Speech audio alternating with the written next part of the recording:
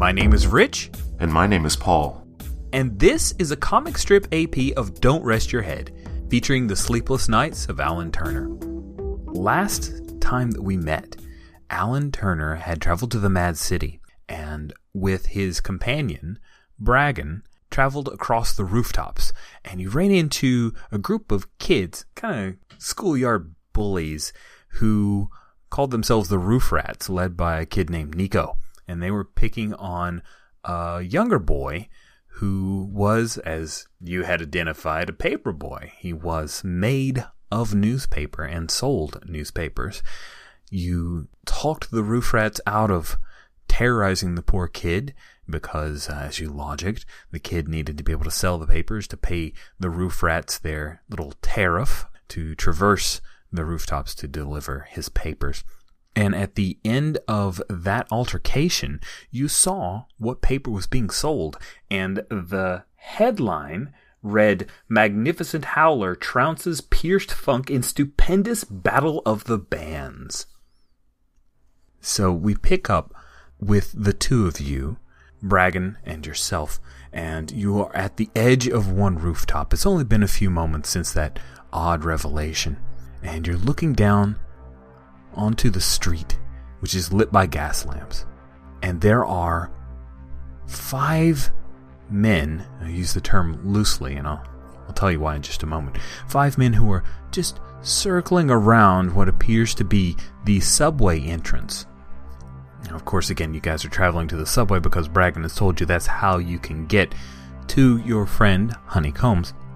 The thing that's odd about these men is that they're wearing rumpled gray and beige suits. Their heads, they're not people's heads. They're actually, a couple of them are thumbtacks, the others are straight pins that float above the space where their neck would reach into a head. Oddly, and even more oddly, they all wear hats, fedoras, on top, and several of them have little note cards sticking out of the band of the fedora that say press. Not sure how you can read that from here, but you've got a bullseye exhaustion talent. You're pretty exhausted, and exhaustion of 3. So it's like if Rene Magritte had a office supply fetish instead of worrying about floating apples. Exactly. Okay. Bragon, who are they? Oh, Mr. Turner, I'm surprised you didn't guess. Those are Pinheads. They are minions of the Taxman. It appears that they want to get the scoop on this headline that you just found out about. We need to get past them to get to the subway. We need to do it quickly. You can hear in the distance like a soft rumble of the subway forthcoming. In my head, I'm looking for a song that would strike terror into the heart of someone like a Pinhead, so-called reporters down there. So this is my intention is to sing out and cause them to flee in terror. Nice. You're just doing it from the rooftop? From the rooftop. On the 3rd story? Yeah. Love it. Although Paul, can't do it in the right octave.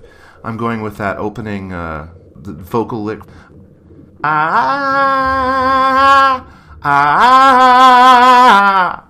Yes! Oh, that is awesome. You are definitely dipping into some madness. Now, of course, as soon as you let out the very first note, all of the Pinheads turn to look up at you, and although you don't see eyes, their pins are pointed straight at you, and they start to vibrate, and I think that this is going to be a roll. Let's put this to a roll. You are going to need to hit a pain of 3, defeat a pain of 3 to disperse them.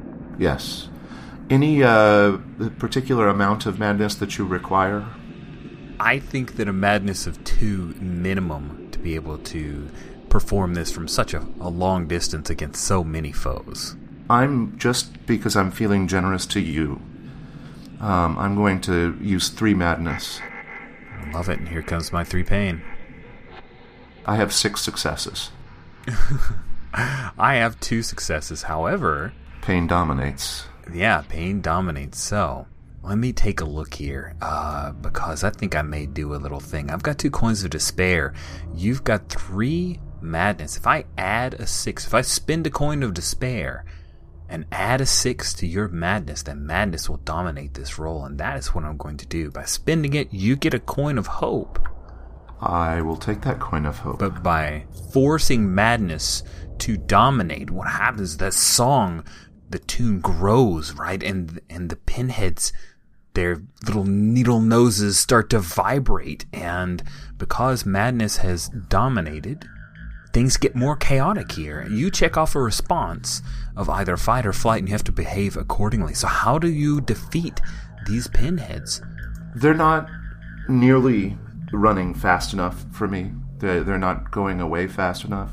So without stopping that sort of wailing vocalization, I basically do that thing like on cop movies where the cop starts running down the fire escape stairs and then jumps over the handrail so he can get onto the next set of stairs and then onto the next. And I will run at them and chase them off. I love it. It sounds just like fight. One of their heads vibrates so quickly that it actually shakes their clothes off of the body that they actually didn't have underneath the clothes, and it crumbles to the ground, and the pin ting, ting, ting on the sidewalk. Some of the others scramble out of the way, one running through a pane glass window to try to get away from you into an antique shop, climbing over furniture. And Bragon chases after you. He doesn't go down the fire escape quite as quickly as you, but he catches up to you after you have gotten rid of all the pinheads. Excellent work, Mr. Turner. Yeah, thanks. I didn't know you had it in you. I kick that one pin that's on the ground. I kick at it and then start to turn towards the stairs leading down into the subway entrance.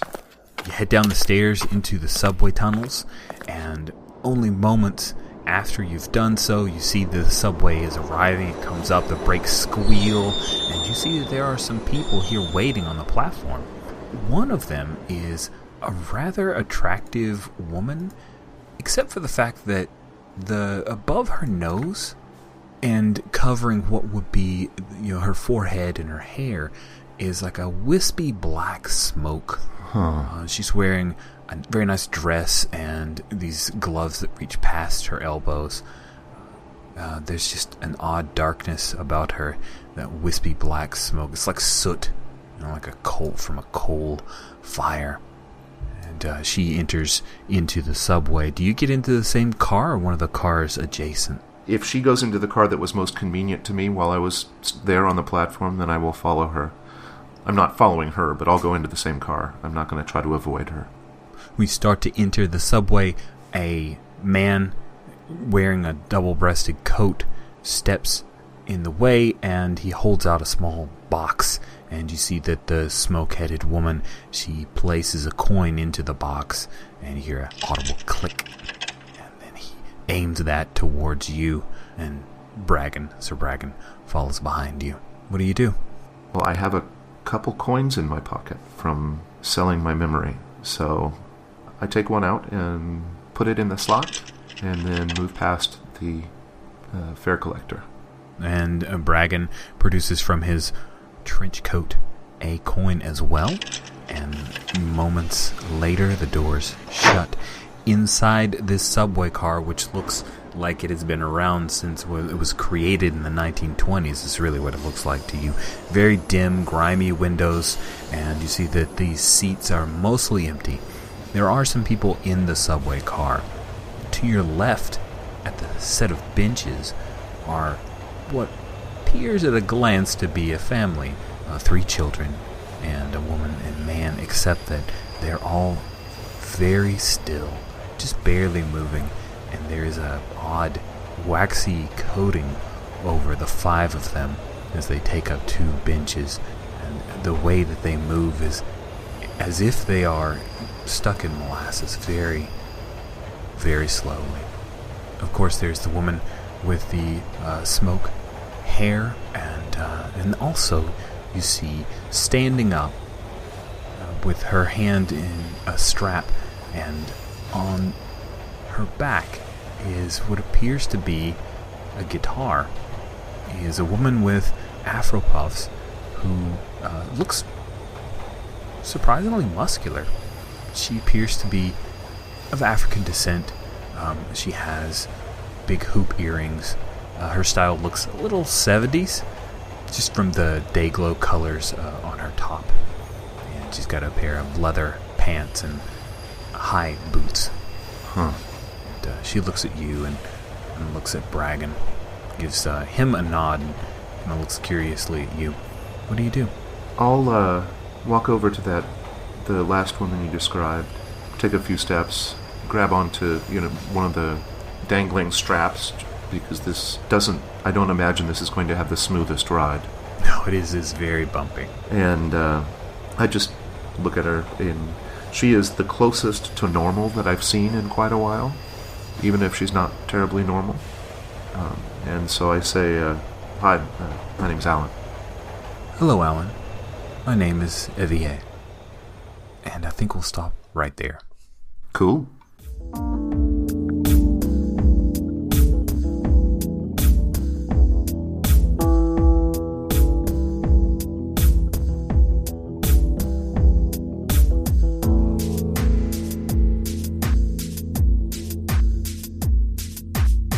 Hi, this is Jason from The Gauntlet. If you enjoyed this episode of Comic Strip AP, be sure to check out our YouTube channel. We have many other Comic Strip AP shows available, each organized in their own sequential playlist for easy listening. Just go to youtube.com and search for Gauntlet RPG.